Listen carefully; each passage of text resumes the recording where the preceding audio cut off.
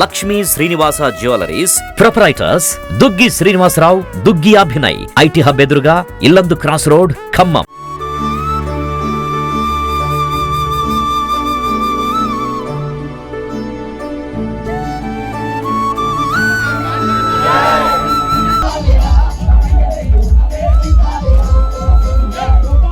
నమస్తే, welcome to Suman TV.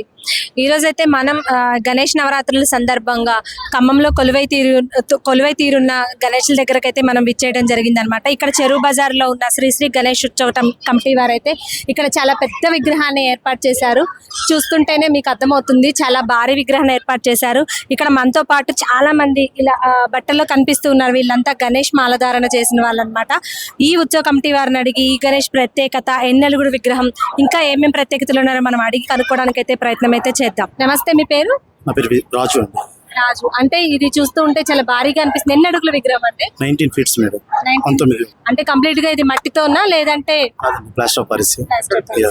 ఎక్కడి నుంచి తెప్పించారు ఈ విగ్రహాన్ని? దూల్పేట, హైదరాబాద్. అంటే ఇక్కడ చూస్తా ఉన్నాం చాలా మంది మాల ద్వారా వేసుకున్నారు. ఇక్కడ ఎన్ని సంవత్సరాల నుంచి ఇలా మీరు ఏర్పాటు చేసుకున్నారు? దాదాపు 26 సంవత్సరాల నుంచి మేము ఇక్కడ ఈ కార్యక్రమాలు చేస్తూ ఉన్నాం మేడం. అదేవిధంగా మా కమిటీలో దాదాపు 50 మంది స్వామిమాల వేసుకుంటారు. ప్రతి సంవత్సరం కూడా చాలా గ్రాండ్ గా చేస్తూ ఉంటాము.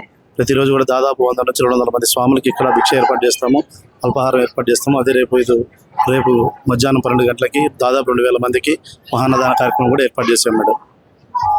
మీ ఉత్సవ కమిటీ తరపు నుంచి ఏంటి ఇక్కడ ప్రత్యేకత? మొత్తం ప్రత్యేకతలే మేడం. మాకు ప్రతిరోజు వచ్చేది ప్రత్యేకత. మాకంతా అంటే ఏంటంటే మాకు అంటే ఇక్కడ ఇంత మాకు తెలియదు ఇట్లా ప్రత్యేకతలు. మీరు చెప్తే మీ ద్వారా తెలుసుకోవడానికి మన ప్రేక్షకులు కూడా తెలుసుకుంటారు. మీరేమేమి కొత్తగా ఏర్పాటు చేస్తున్నారు, ఇక్కడ ప్రత్యేకతల గురించి చెప్పండి. కుంకుమ పూజలు కానీ, అన్నదానాలు కానీ, వీటందరికీ కూడా దాతలు మనకి సహకరిస్తారు. వాళ్ళకు కూడా మనం సహకరించి మంచిగా చేస్తాం.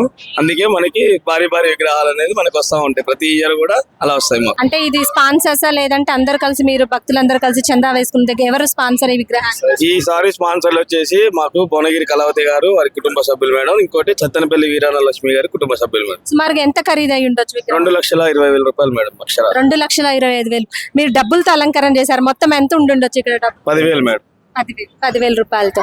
అంతేకాకుండా ఇక్కడ ప్రత్యేకంగా అంటే హనుమాన్తో రాముల వారితో పాటు ఏర్పాటు చేసిన విగ్రహం లాగా అనిపిస్తుంది. ఇంకా అంతేకాకుండా ఇక్కడ చూసినట్టయితే భారీగా లడ్డూలు. అంటే చెప్పండి సార్, ఇక్కడ లడ్డూ ప్రత్యేకత ఏంటి? మీ ఉత్సవ కమిటీ ద్వారా లడ్డూ ప్రత్యేకతలో ఎన్ని కేజీలు ఉండొచ్చు సుమారుగా? 75 కేజీస్ మేడం.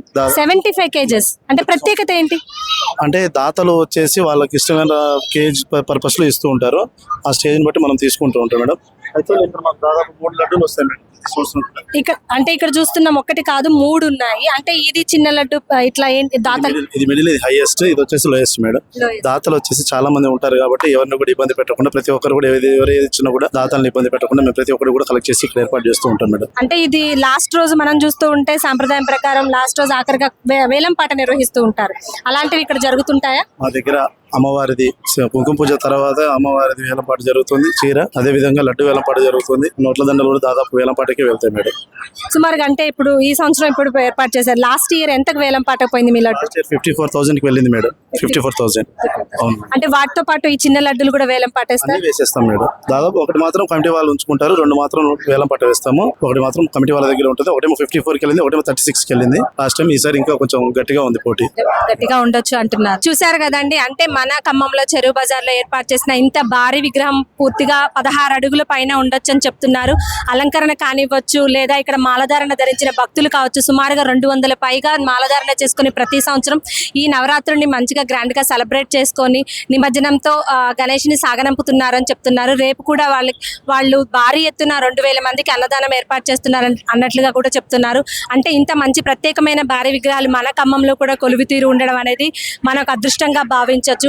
అందరికీ మనకేదో జరిగిన ఈ వరదల్లో బాధితుల వల్ల ఏదైతే జరిగిందో అలాంటి సిచ్యువేషన్స్ మళ్ళీ రిపీట్ కాకుండా మన గణనాథుని పూజిస్తూ మన సుమన్ టీవీ ద్వారా అందరికీ మళ్ళొకసారి గణేష్ చతుర్థి శుభాకాంక్షలు తెలియజేసుకుంటున్నాం.